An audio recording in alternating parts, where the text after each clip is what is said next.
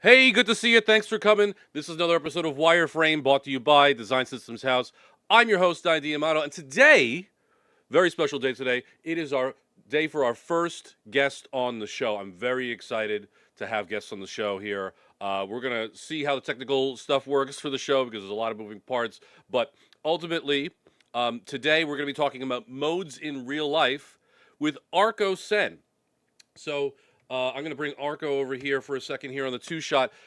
Arko, good to see you. Thanks for coming on the show here for us today. Tell me, introduce yourself for the folks at home. Sure thing. So I am Arko. I am currently working as a design systems lead in Bayer, the pharma and crop folks. And I'm currently working with their digital farming practice. So I've been building design systems for about 7-8 years now. But overall, and I've been in the UX and front-end business for about 20-ish years overall. So yeah, and I'm super happy to be here because as far as I know, I'm probably one of the first people to get this sort of setup going in production. Yeah, this is going to be great. So the thing that we're talking about, the setup that we're talking about, is mise-en mode. So mise-en mode is this thing that I've been talking about, God, now for 2 years now, and very few people really have adopted it. I think, especially in their larger kind of ecosystems, a little bit. And that's the thing that I guess is what I'm interested in is this idea of what did it take to get this thing together. Let's start with there. Tell me about the process for you. Sure. Firstly, tiny bit of history, and it would be interesting because it includes you. I was actually very. I was first affected by the token bloat situation sometime around mid 2021. Because we adopted design tokens pretty early in 2019. And then, the design system kept growing. And very soon, around 2021, a designer would want to apply, they'd type some text and they'd say, this should have a color. And I know my design leader has said, everything should be a token. That should not be a hex code. So great. So let me choose a token. And then they would open the list. And then they'd scroll and scroll and scroll and scroll and scroll. At some time, they just get bored and choose something that looks like the good-ish color. And of course, we had semantic tokens. Everything was supposed to have a meaning. And that meaning was getting completely destroyed. So that was my introduction to the problem itself of token bloat and semanticity, semanticness, whatever we call it, being broken there. And few years, about a year later, I started dropping into Ben Callahan's show, and I think he mentioned your presentation to me before that, and I went there and I was like, oh yeah, this is what I'm talking about. Okay. And yeah, so I definitely ran with the idea and been building the background for it since the couple of years. And this was earlier in 2025 when I moved from my previous company HCL to Bayer, and I entered in that sweet spot. The older design system was being phased out, the new design system is just being conceptuated. So open ground. best time to innovate. So I said, okay, I'd never get another time to try this out from the ground up, because even in my previous systems, the closest we got to do was to try to scope the variable names out in different parts. Like, sure, you had color, light, strong, hover, and that's the closest. You say, okay, look at the first part, look at the second part, look at the third part, because Figma variables were still early. Yeah. And yeah, so we tried things out, and it was all right. Then come here, we got to do it from scratch, and we finally got around to doing cascading modes. Yeah. Where we have the scenario where the foreground token is called foreground. Right. That's it. Yeah.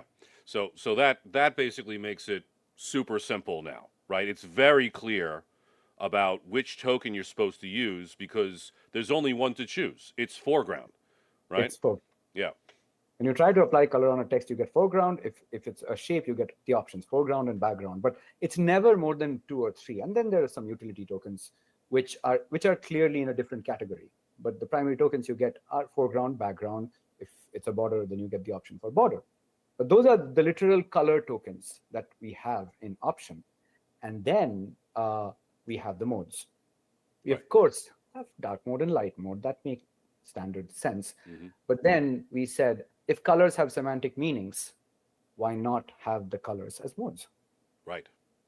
So now you can use it for the color, you can use it for the semantic meaning. So we put both in the name. We called the error mode error red, success green, primary blue, neutral gray, and the brand. Our brand is called Field View. So that's an orange color. So accent Field View orange. And that way we kept space for any future brands, because we know we soon have to go multi-brand. Bear has many different properties in digital farming. So, Let me just let's just pause there for a second, because there's something really interesting about the modes being, or the colors being modes, right? This is something that years ago, before I was doing Mise-en mode, we had these alert boxes that the background would be red and background would be green, and then you would find out that there's stuff on top of there, like buttons and links and stuff like that, and you go, holy shit, how do I make tokens that go on these backgrounds? And you end up making, exceptions to this and exceptions to that and all this other stuff. So, I think that naming convention, obviously, or that idea of having backgrounds kind of be the modes, basically make the new expression in that context, is super important. So I think the next thing I want to ask you is, how much further are you taking this idea, right? Because one of the things that I think about is, all right, well, success for the United States is green, but success for another culture, right, when we go ahead and change that, different color. So do you think that there would be any benefit to actually just removing the green out of the name and just calling it success? What do you think? Yeah, so those were some of the considerations we had in mind at this point, because I saw that we are currently not expanding to Japan. So that's one of the places where success often is blue than green. They have a bluish green color. That comes from their language. It's sort of crazy, because when they started, they did not have color. The word for green, their word for green and blue was the same. Yeah. So even when you go to their traffic lights. Traffic lights, exactly. I've read this story too. Yeah. They're blue. So it's super cool. So when the time comes, we will have to drop the color association from the semantic. But today, we know that some folks also want to use it for the color itself. So having the name, the color name there makes sense. But yeah, the advantage is, since all of these are being handled at the back end, tomorrow, if I want to split success green into 2 parts as success separate, and which can reference green, or for a different country, if I change the country mode, it will refer to blue. I can do that. The design is not affected. Right. The designer still uses the foreground, background, and border tokens. Right. And So the success green, that is effectively a name internally, sort of, right? It's no one's really actually accessing that necessarily. So if you want to go ahead and make that change, you can. So I guess the question I have there is then, when we're doing these modes in these areas, right? These contexts here, we're making a new expression. When you apply the expression to the context, are you usually do a class name or data attribute? Are you using the name success green there, or are you using something else? we are calling it success green. Okay, okay. Because I'm Well, asking just because when you excuse me, when you need to change it, that's like a problem that happens in cascades, right? Because everywhere where it used to be success green, now it needs to be changed to just success, right? And I want to also comment on the other thing that you mentioned too, because there are people who are out there that are just looking for the green, right? That's the thing that really kind of like sucks a little bit, right? Because we want everything to have a semantic meaning. Why are you choosing green? Why are you choosing blue, right? And it's totally possible, especially from a marketing standpoint, that it's supposed to evoke a feeling, right? I feel like this is supposed to be blue now. I feel it's supposed to be like this color right now. And the goal is to try to capture what they're trying to express, right? Because you can make the expression. Let's say there's an expression that's like enterprise. We got to express enterprise. Well, today it could be blue, but tomorrow it could be green, and the day after that could be pink, right? And having the value removed from the name is really powerful, because then you could change whatever that expression is meant to be. So that's why it's so I guess important for people out there to name with semantics as opposed to naming with the values, because the values could always change, right? That's the key thing that I think we're both trying to focus on here and to drive home, is that the values could always change. So when you try to encode the value into anything semantic, you're already in for a bad time, right? So that's the thing that I want to just stress to anybody who's watching, is that as soon as you start putting, okay, this is green, this is blue, that should immediately trigger you to say, is there another way of us doing that, right? absolutely. And as I said, my original plan had it called neutral primary accent, alert, whatever it is. So, but then I did realize that there, as you said, there are folks who are looking specifically for the colors, and well, we are trying to train that habit out of them, but sometimes they do need to point to a specific color, right, and have that. So, which is why we added those post the color names post to those modes. But at the end of the day, again, we have left wiggle room there. That sure, in the future, if we want to split that out, we can. It will not affect the token usage. And since we have a clear JSON pathway into the CSS styles and the mobile contexts, that automatically flows whatever we set it to. So that was the first step. But then that's just the base level. Mm-hmm. So we have the colors. On top of that, we have the light mode, the light and dark, the theme. Yeah. On top of that, we have strength. Okay. So the default you have, and then you have soft, and then you have strong, and you have strongest. Mm-hmm. And then on top of that, we have fill. So clear fills and solid fills. Okay. And finally, above strength, we have the state. We are encoding for the interactive state right there, because if you want to make something interactive, then definitely don't go hunting for what the hover token should be. Mm-hmm. Just apply the hover state, the whole thing, Mm-hmm. Background, foreground, everything goes into hover. And finally on top of that, we have the fill. So the foreground, background, and border are encoded on the fill layer. And anytime somebody is using that, it is calculating through all of those layers till it goes down and finds the final color token. Okay, so let me see if I get this straight, right? So the thing that I think that I want to get to here is that this is specifically talking about color, right? So we're trying to figure out what the color is going down these tokens. You have alias tokens? Is that what's happening that's going through? Okay. Yes. So you have alias tokens that are going through trying to figure out what final thing is supposed to be applied. Okay. Because in a lot of the stuff that I've recommended is because there's a lot of complexity when it comes to the alias token, right? Because you have to follow it all over the place. And what I typically end up trying to recommend is to, for example, for hover as an example, to just have hover be a calculated value based off of the base, right? So that you don't need to curate whatever that thing is. Are you calculating or are you curating what hover is? So since Figma won't let me do Okay. calculated calculation, taking an alias, calculating a plus or a minus on that, and then applying it. So I have to pre-calculate. Okay. And so I have to pre-calculate and then put all the calculated options. So basically what I did was build my whole color sets on pre-calculated contrast values. Okay.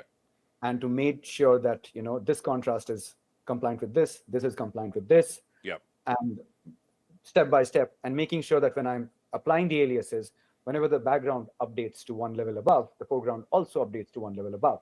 Yeah. Okay. All right. So I understand now. So the thing that I want to kind of like tell some other folks over here, because it already sounds like it's complicated to people out there. I already could tell that. The reason why it's complicated is Figma. Figma's making this complicated, right? Yeah. Because if you do this stuff in code, it's done, right? And that's the thing that I like to tell people all the time is that Figma ends up holding us back in terms of the things that we want to be able to do out there. It's just, I have conversations with designers all the time that are like, oh, that sounds cool, but I don't know how to do that in Figma, so we can't do it. I said, hold on a second, we can't do it, right? Because the thing is, Figma is just a representation of what's going on in the app or in the experience, right? If we can make it happen, then let's make it happen, right? So I understand now why you have the aliasing in there, because Figma requires you to have aliasing to get to the tokens that you need to do the right expressions, right? Yeah. If I had the option to do a HiMa's work, what's it called, the Token Studio Graph Engine, I would definitely fully graph the logic in and have the cascading happen like that, right?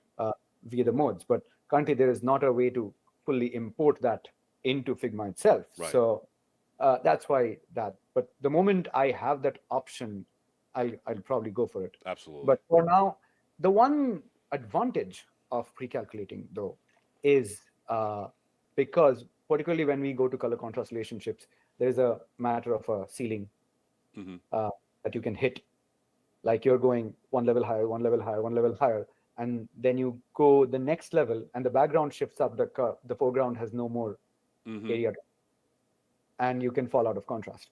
So it at least allows me to already, the pre-calculation lets me know that, yeah, you have 5 levels that you can go up. Beyond that, you can't, because the top color is touching black or white. Yeah. So the thing that I want to raise in here a little bit actually is that in CSS, I made a blog post that's talking about CSS color contrast that effectively tries to, or doesn't try, it does actually take the background color, figure out what the foreground color is. So even if you go up and do these levels, right, you get to the ceiling, what happens? It comes back down here, because now that's the flip contrast of whatever color this was sitting at, right? Yeah. So again, like things that aren't in Figma that we can now do in code, that just kind of like works, which is really nice. Now here's something that I landed on, okay? And I'm interested to know what your thoughts are, because I think this is even a hot take for me. All right. So when it comes to the modes that we're talking about, and you're obviously making lots of modes and using them, very efficiently. One of the things that I recognized potentially is that the idea of a selected state potentially is a mode. What do you think about that? So, um, I I went in with this exact optimism Ah, that okay. I could get it done, and I could do it for a bunch of components. Okay. And because due to the different anatomy of different components, the selected state needs to have different quirks.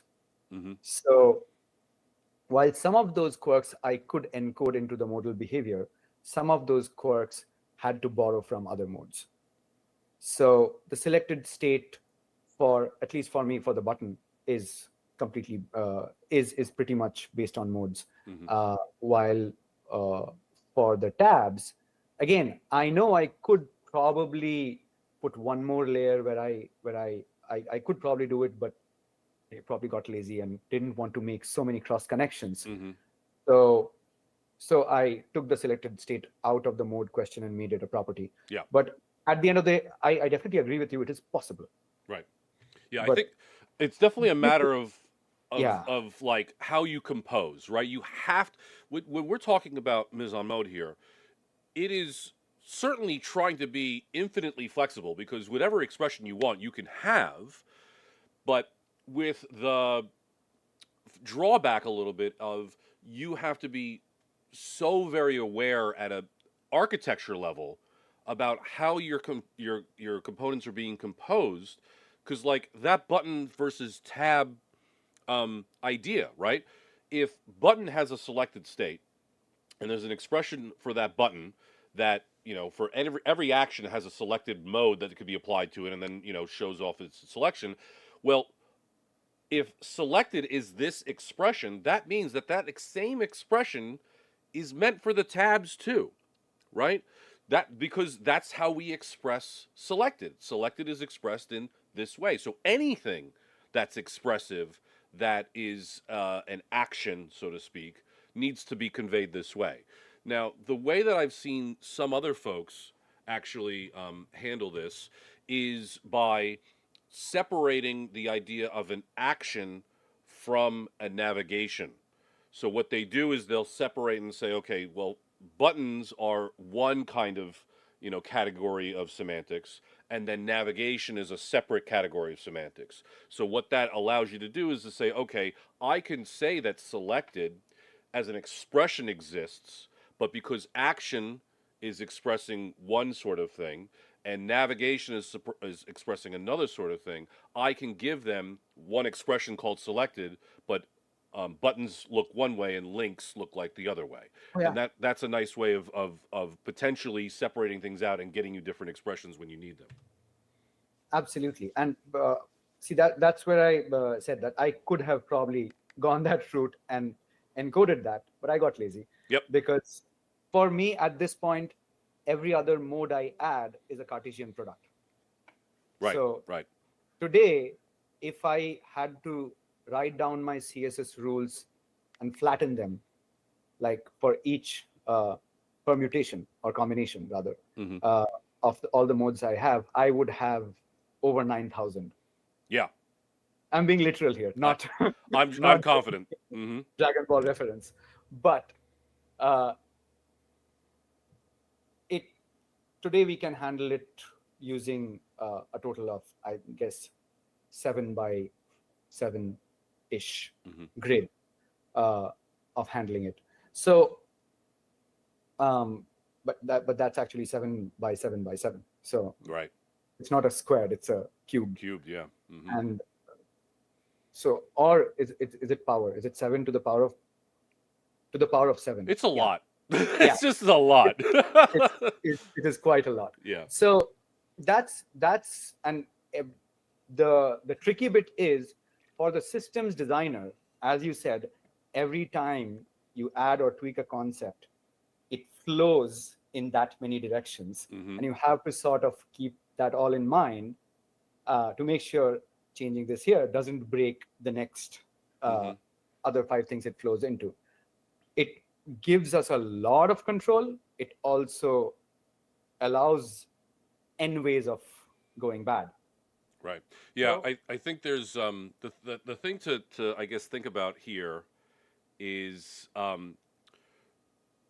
what mise en mode is as an advertisement. This is what I advertise it as. Is I said, look, I can express any interface that you have in less than 3 dozen tokens, right? That's huge for people, right? When you can like express an entire interface, I only have 3 dozen tokens, right? That's much easier to maintain than the hundreds or even in Adobe's case, thousands of tokens that need to curate to figure out each individual value, right? So that sounds really good, and it's meant as a marketing ploy for you to consider doing mise en mode.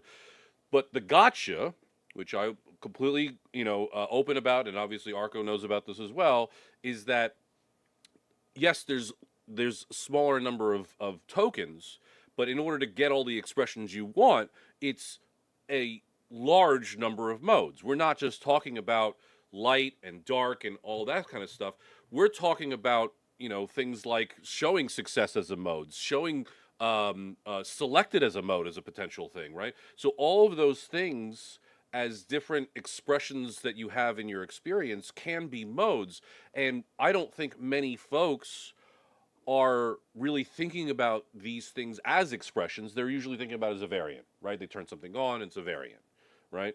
So what Arko's saying here is that there's just there's a possibility of the modes being exploding.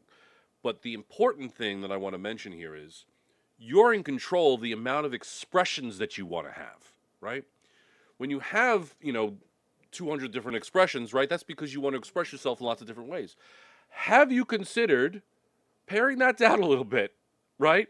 Like paring that down in such a way that like, making it so that it's when you have like a user and they see all these different background colors and stuff, they're like, whoa, where do I go, right? That's when there's too many expressions on the page and you don't know what to do. When you reduce those expressions, the number that are happening there, the user could focus a lot better on what they need to focus on, right? It's the same thing as us looking at, a marketing page and having, an image here with the call out and then this image over here, another call out, different color. It's like, where do I go, right? In a productivity site, you're seeing just, a dashboard. And maybe, hopefully, there's one primary button that you know what to do with that. So that's when we're talking about like, productivity apps. We tend to find a lot less mhm. expressions, but in the marketing world, mise en mode would be wonderful, except the marketers, I already know, don't want to maintain all these modes, right? They're just going to be like, no, I want this to be green, I want this to be blue. But as Arko's saying, you could expose green right to them.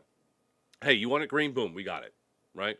And I think that's the thing that I guess is again still the selling point is that marketers, they don't want to be blocked by, oh, we need a new token, we need to deploy the new token, we need to name the token, we need to value the token. Like all that's gone because all the tokens is only for Arko. How many tokens do you have, Arko? Less than 20. Less than 20. Less than 20 tokens, right? Even better than what I usually recommend, right? So when you have less than 20 tokens, right, and it stays and it maintains that amount of tokens, right? It's only 20. You're not launching another token. You're not having any conversations about what the token naming is. You don't have any conversation with the values because somebody else can figure out that value themselves. They can figure out what the foreground color is. It's up to them, right? And having only 20 tokens to curate, that's really easy as opposed to having hundreds of tokens to curate for just another expression, right? So I wanted to just hammer that home for folks over here about, yes, there's a lot of modes, but that's totally up to you in terms of your expressions that you want to do, right? And at the end of the day, each mode, as I said, each mode added means you multiply. So adding a mode basically gives you the power of the same. In general, today, if I add a mode to something, it will allow me to set preferences for anywhere between 200 to 300 tokens, where I would have had to add those 200, 300 tokens separately. Now I can do it with one extra expression of a mode. Oh yeah. So it also allows us to do some very, very specific, very and extremely semantic modes. For example, we have a mode which is called icon scaling, which basically tells you whether the icon should scale with the font or whether the icon should scale standalone. Interesting. Okay. So can you explain a little bit why you might want to have that happen? Exactly. So when we created our icon library, it got the the size of the icon was encoded in a single token as per our behavior called icon size. Okay. Now, the icon size actually again floats up from base values up to a chain of first it checks the device. Mm-hmm. On mobiles, icon size differently. On desktop, icon size differently. Then it checks the size, small, medium, large. And then I think it's, yeah, from root to device to size, and yeah, that's it. But we had to add one more layer there because small, medium, large, in that we saw scenarios where somebody is using an icon which is part of a text Mm-hmm. or adjacent to a text, Mm-hmm. and there we want that icon to match the size of the text. Mm-hmm. Yeah. So if it's a small piece of text, I want the icon to match the size. Right. So what I want to ask now is, um, the icons matching the size of the text, that makes sense to me, generally speaking. I think, oh, actually, mostly speaking, I think that's usually what ends up happening. Where is it that you have, give me an example of where an icon isn't meant to be sized with text? What do you have there?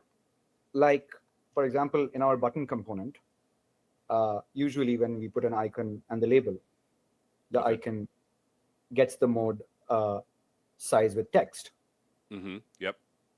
scale with text. Right. The moment it becomes an icon button, the icon becomes scale standalone. Okay. So the icon becomes larger. Is that right? When it's not with Yeah, text in there? gains a bit more presence, yes. I see. I see. Interesting. Okay. Because I think the way that I probably would have handled that personally, and this is what I do actually in my system.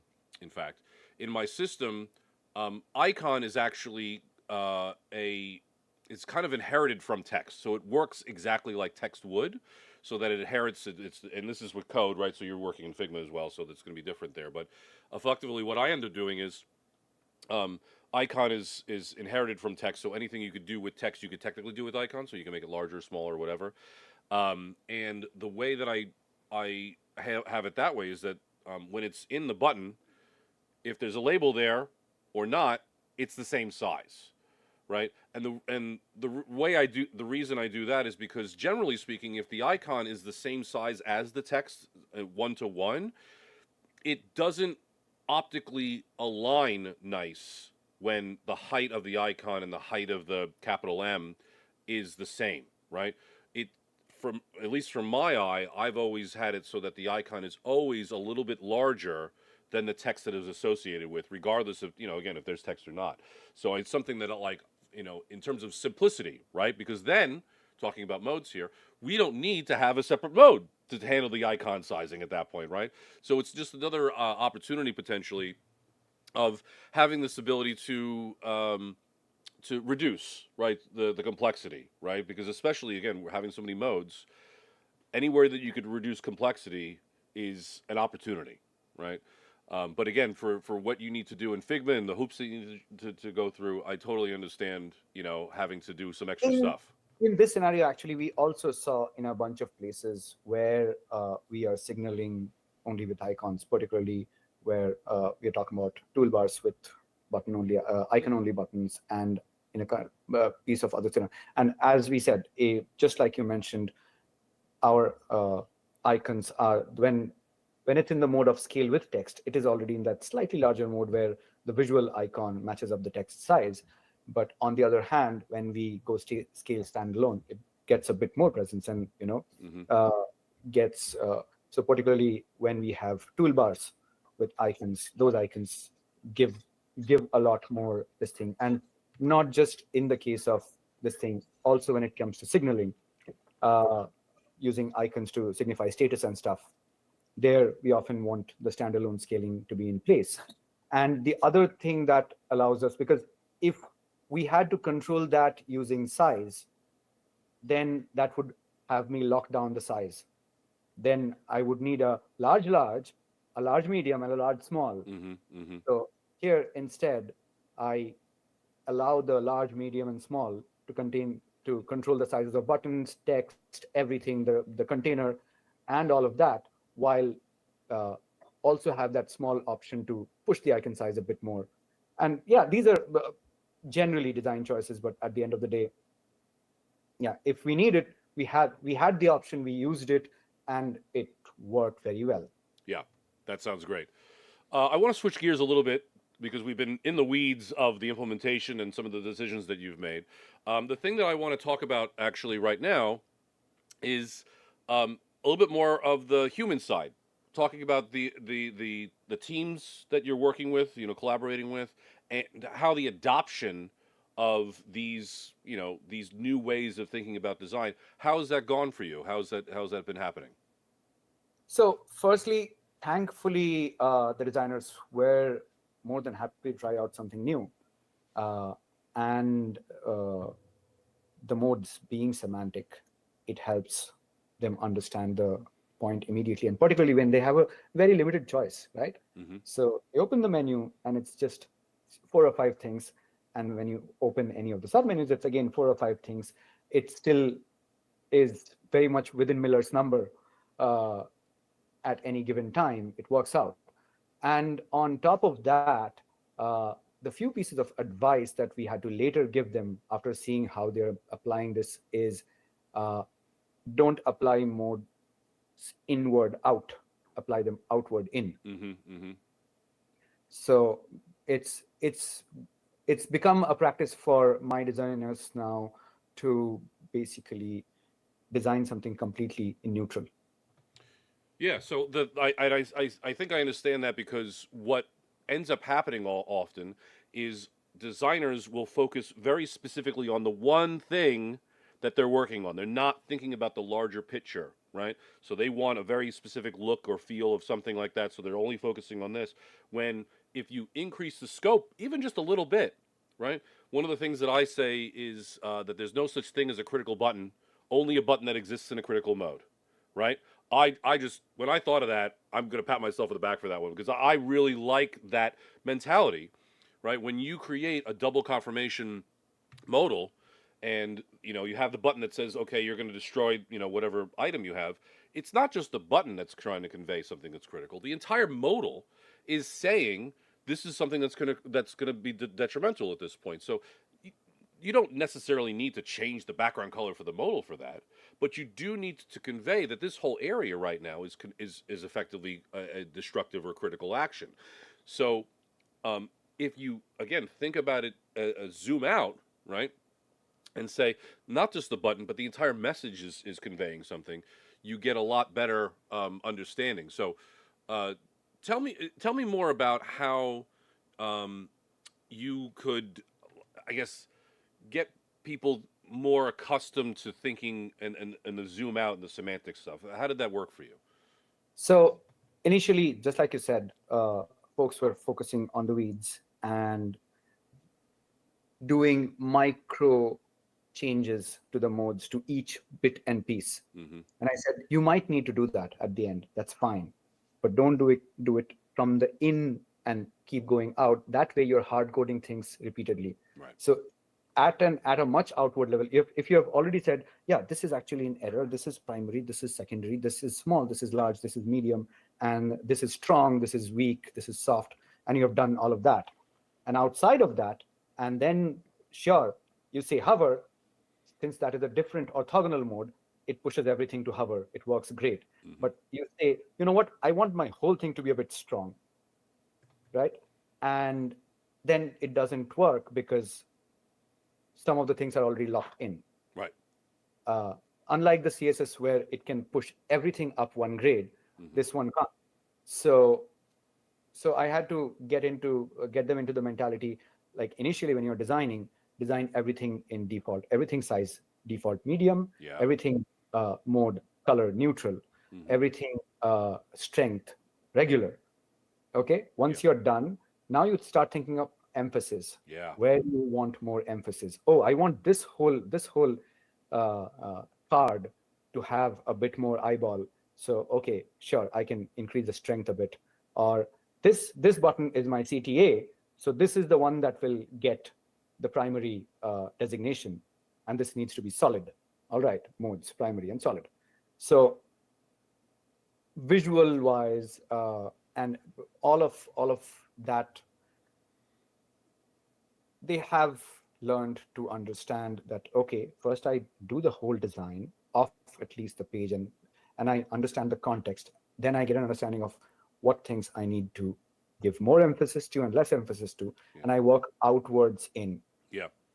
So I wanna capture this in another way for people out there, because I think it's another really good point about something that I also am passionate about, because it's the name of this show. It's Wireframe.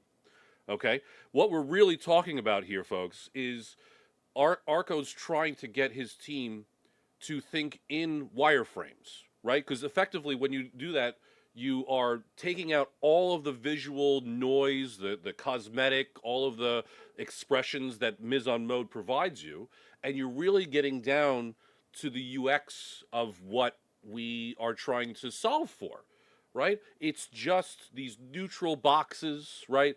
It's the text that's there to just kind of convey where a person needs to go, but all of that stuff, it's the form follows function, right? The function is first, and then the form, right? The paint job that you put on the stuff.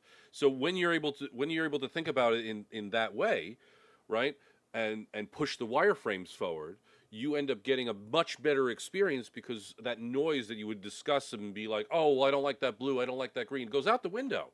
That's an entirely separate unit of work that you need to worry about. And we're really, this is the thing that I love about the most about this approach, is that it really puts UX first, right? It takes that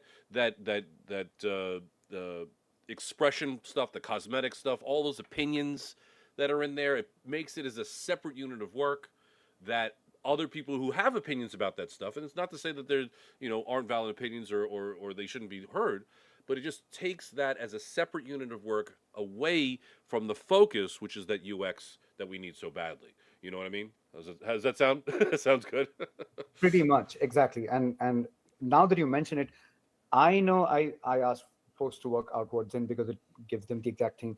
I did not think of it in this way, that they're working wireframe first, but that's what they're doing. Yes. And I wouldn't have made the connection if you wouldn't have said that. Great. That's super cool. And yes, that's essentially what I'm asking my folks to do.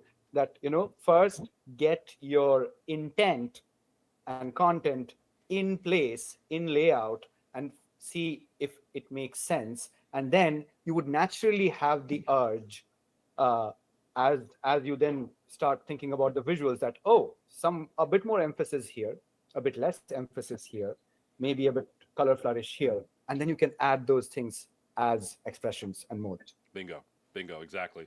Yeah. So again, you're hearing it here. All right, this is not just me talking about this stuff. There's people who've actually put this into practice, which was great. So now you're specifically only working in Figma. Is that accurate? So the pipeline currently is, yes, Figma and to web and mobile, Android, iOS. So from Figma, I had to code my own plugin to create the CSS and the JSON, and from the JSON, the CSS. The JSON, I used the DTCG. Yep. That worked out quite well. But I still haven't used the newer version that they have, the resolvers bit. That's going to be cool when I get to. I had to make my own way of doing modes. Yeah. But by using groups and collections.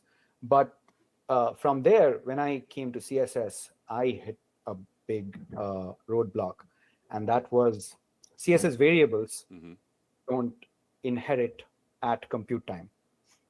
CSS variables only inherit when declared. Right. So that means that when you put everything on the root, right, that's when they're actually being declared, right? So have you tried doing the at property for that instead? So if we try to do it with the at property, even then, the way to set it, if I want to handle, let's say, for example, the easiest example is interactive states. If my interactive states are also handled by tokens which change with modes, Mm-hmm. it's very difficult to target interactive states Ah, with those, right. because they create very specific scopes. So I had to put my modes as class names, Mm-hmm. and I had to create a custom CSS inheritance rule, which would literally redeclare the variable through each cascade. Right. Yeah, that's what we're And expecting with the modes is that redeclaring. Okay. Yep. so and it would come and it would calculate the uh, end values at each level of cascade. Mm-hmm. And yeah, that took me almost a month to do. Goodness and gracious.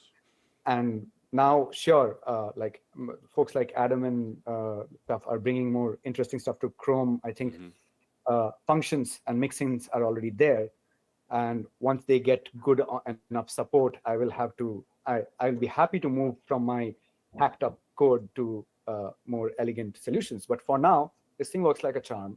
And I literally had to fight with my developers. They were like, like, you can, you can, let's try this, let's Mm-hmm. try this. Mm-hmm. And finally had to, roll up my sleeves and get in there. Yeah. But uh, and similarly with mobile, both in iOS and Android, they have the notion of contexts Mm-hmm.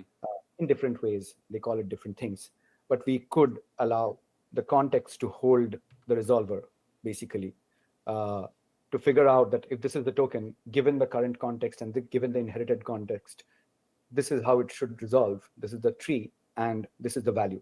So now that we have that full framework in place, today I change the name of a token or a mode or something. I just regenerate the JSON, it regenerates the CSS, Mm-hmm. and it regenerates the this thing. And I also, the other thing is that I had to create a pathway uh, to express, like, if previously it was this value and now it has changed, how it should change. Yeah. Sometimes a mapping from the old to the new. But overall, it's been great, and it was super interesting. Like, it's interesting to see the light in the developers' eyes when they get it, Yeah. and they're like, oh, this is just a class. Mm-hmm. I don't have to change 5 different token values just to get this whole model into that particular mode. I just apply a class. I'm like, yes, Yes. that's what classes were meant for. Yes. No, it is funny, right? I mean, we're talking about all this complexity that's behind the scenes that we have to maintain, and people get really kind of like nervous about all that, right? Because it's like, oh no, like what's all this modes and intent and all this, like but in reality, the only change that anyone really needs to do past what they've been doing already is adding a class, right? That's all we're asking people to do is add a couple extra classes that they normally wouldn't do, and especially for the folks that are playing around with Tailwind, they're adding classes all day. So like, what's another class for you people? But I think there's something interesting there because what we see sometimes in development, especially now, is folks that are apprehensive when we talk to the developers about CSS just in general, right? We have a lot of developers that are out there that are just like, oh, CSS, I don't know, right? Right? It's just like, oh, someone else, it sounds too complicated, especially you're just talking about inheritance, right? Which is CSS which is a is the feature middle of CSS, right? CSS is the middle child. Middle child, yeah, that's a good way of putting it. So it's when you start speaking about the ability to be comfortable with CSS, you're almost like a wizard to people. They're like, oh, I don't know, it's just too smart for me. And maybe, I mean, but it doesn't matter of that at the moment. Is you could always level up, and especially when you have the expertise, that you have to go ahead and support these folks. That's a big thing when it comes to design systems, right? When design systems, we're trying to teach everyone. That's us being librarians at the end of the day. So if there's a gap in knowledge, we're trying to fill that gap with information and insight. And we don't want you to have the same problems of tech debt that we've been having for several years. We have newer technology, right? And there's new, and like you said, Adam Argyle putting out new stuff every day with going on in Chrome. I'm looking forward to functions too. I think that's going to be excellent. There was actually something that came out recently. Oh, inherit as a CSS function is cooking now as well to actually I inherit mean, from parents. Leah Vero proposed that back in 2020, and it was supposed to be included. And I kept searching for it. I'm like, this is not a thing. Yeah, she thought of that. It was there, but it simply didn't get wrapped in. Mm-hmm. And I was like, oh man, I had to work for a month because somebody was like, oh, we'll do this later. Yeah, do it later. That's nice and simple. We'll just do it later. No problem. Exactly. Oh my goodness gracious. So we're coming to the end of the, I guess, the show over here. We got another 10 minutes that we have. But is there anything else that you'd like to share with the community? Things that you're doing. I mean, maybe there's an article or blog post that either talks about what you've done, or is there other resources out there that you've found that has helped you get things done over there in this way? What's out there for you? So honestly, I've been meaning to write the article about this because I've solved the CSS thing, and I'm sure there are other people who are not doing cascading modes in CSS because of this particular problem. Right. So currently it just lives as a code pen, and I still have not reached out to folks and just said that this works, you can try it. So sure, there's a code pen which I can share, but outside of that, I do intend to write an article on this. And there are also some other very interesting work that we are doing on color, and I might talk to you about that in a different episode, basically making sure that we wrote an algorithm which makes sure that if you have, let's say, user IDs and the avatars come with colors predefined. So every avatar has a unique color. Great. When we apply the same logic, we wanted to do this in our field for mapping. Okay. For farmers to look which varieties of grain they have planted where. Oh, okay. But there are hundreds of thousands of grain varieties. Yes. You can go ahead and apply a color to each. Very soon you'll have a scenario where you have 3 very similar greens. So we created an algorithm which basically, of course, generates the color from the ID, fingerprints it, and then it goes in and does a physics simulation on the colors, separates the colors which are super close. Oh my God. Wait, this is doing a physics simulation to figure out the close colors and separate them? Oh my goodness gracious. Okay. Yeah, that needs a blog post with some visuals, right? That needs a whole bunch I have of the stuff. write-up ready. I'm currently talking to the legal folks in Bayer because they need to be sure that, oh no, this is not something that we should that doesn't need to be patented and all of that. But at the end of the day, the idea is simple, but it's so effective. And again, it's sitting on the work of giants like the OKLCH color space. Yeah. The OK11 OKLCH color space, where you can model it as a 3D space, and the movement there actually means a measurable perceptual movement. A lot of interesting stuff is happening there. And as I said, I'll probably have to spend one more episode with you just talking about that. So cool stuff.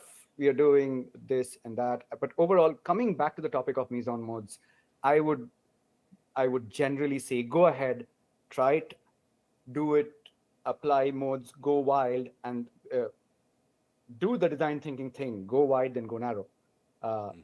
When you go wide, you realize, okay, there are probably 5 things I don't need, and then you can go back narrow. But where you come down is you have a balanced solution where you don't explode in the number of modes, you don't explode in the number of tokens, you don't explode in the number of expressions, but their outcomes can be manifold, as I said, over 9,000. But overall, at any given list, when a designer is looking, there are, as per Miller's number, anything between 4 to 9 items, and that's it. Right. That makes it good. Goodness gracious! Oh, that sounds really exciting. Man, I'm always really interested in the color stuff that other people are doing, just because. I mean, for me personally, I'm color deficient, so it's hard for me to even tell the difference between colors. So generally speaking, I don't have an opinion when it comes to, okay, it should be this color, it should be this color, right?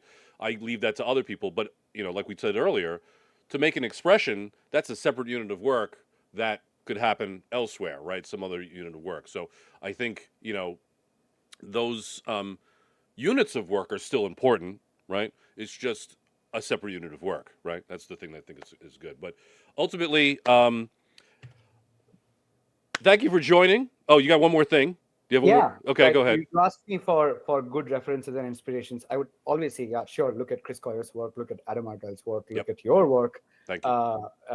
Look at what Andrew Summers is doing with APCA, the contrast algorithm. Oh, yeah. Okay. Yep. Blue-3 contrast algorithm. And of course, Leah Vero and Chris Lilly, whatever they come up with for CSS is generally hands down good. And also the OKLCH colors by Bjorn Ottorsson, and these are sort of new because I'm super excited about OKLCH because you can do colors which you cannot do in hex code. Right. Like I can do a red which is redder than you can ever achieve in hex code, and it will be displayable in your current display. Like that's happening today. Yeah. Whenever I even say this statement, I'm like, really? Yeah. A red that is redder than any red? No, it's literal. I literally have another code pen just to test that out, that yes, you can do reds which are redder, or greens which are greener, yellows which are yellower than the hex code greens that we do. So it's really cool stuff that is happening. Definitely we need to keep up on it. And the new APCA contrast is super good because the weak add contrast algorithm, again, if you are doing nothing, please do that. But if you want to go one level above, because weak add tends to sometimes give you a bit of false positives and false negatives.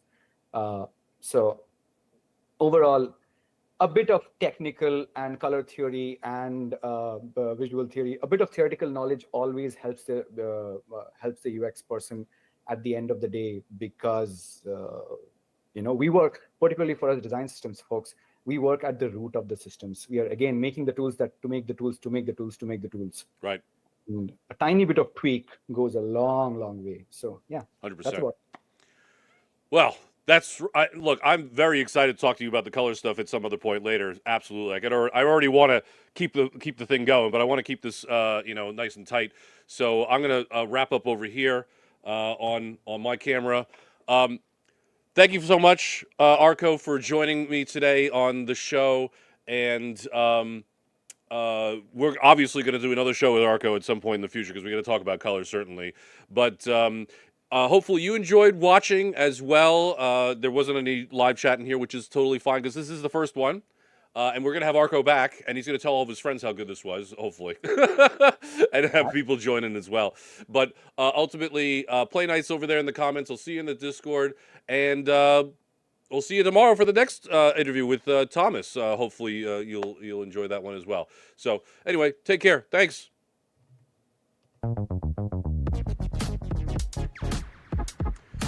All right, so can you hear me? Okay, you can hear me. Okay, good. So let me...